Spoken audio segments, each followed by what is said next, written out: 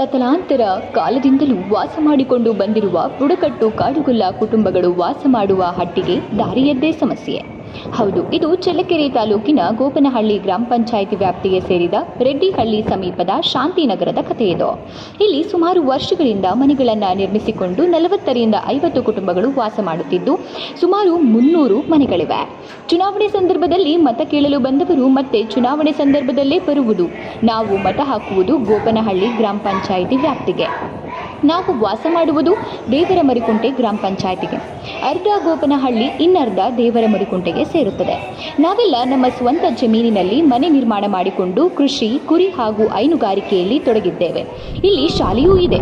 ಆದರೆ ಕಸ್ತೂರ್ತಿಮ್ಮನಹಳ್ಳಿ ಗ್ರಾಮದಿಂದ ಶಾಂತಿನಗರದ ರಸ್ತೆ ಮಳೆ ನೀರಿನ ರಭಸಕ್ಕೆ ಕೊಚ್ಚಿ ಹೋಗಿದ್ದು ಮೊಳಕಾಲುದ್ದ ಗುಂಡಿಗಳು ಬಿದ್ದಿವೆ. ಇಂತಹ ದಾರಿಯಲ್ಲಿ ವಿದ್ಯಾರ್ಥಿಗಳು, ವಾಹನ ಸವಾರರು, ರೈತರು ಓಡಾಡುವುದೇ ದುಸ್ತರವಾಗಿದೆ.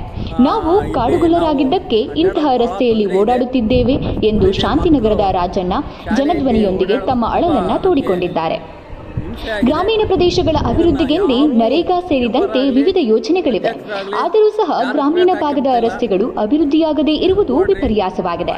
ಈಗಲಾದರೂ ಕಸ್ತೂರ್ತಿಮ್ಮನಹಳ್ಳಿಯಿಂದ ಶಾಂತಿನಗರದ ಶಾಲೆಯವರೆಗೆ ರಸ್ತೆ ಅಭಿವೃದ್ಧಿ ಮಾಡುವರೇ ಕಾದು ನೋಡಬೇಕಾಗಿದೆ.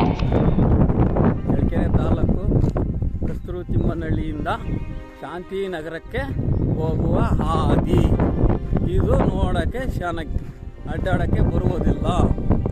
ಮಕ್ಕಳು ನಮಗೆ ಇಲ್ಲಿ 40 ಮನೆ ಗ್ರಾಮಸ್ಥರು ವಾಸ ಮಾಡುತ್ತಿದ್ದೇವೆ. ಇದು ಅಡ್ಡಾಡೋಕ್ಕೆ ಹಾದಿ ನೋಡ್ರಿ ಯಾವ ಥರ ಐತೆ. ಇದನ್ನ ನಾವು ಎಲ್ಲ ಫಂಕ್ಷನ್ಗಳಿಗೆ ಅರ್ಜಿ ಕೊಟ್ಟಿದ್ದೀವಿ. ನಮಗೆ ಯಾರೂ ಬಂದು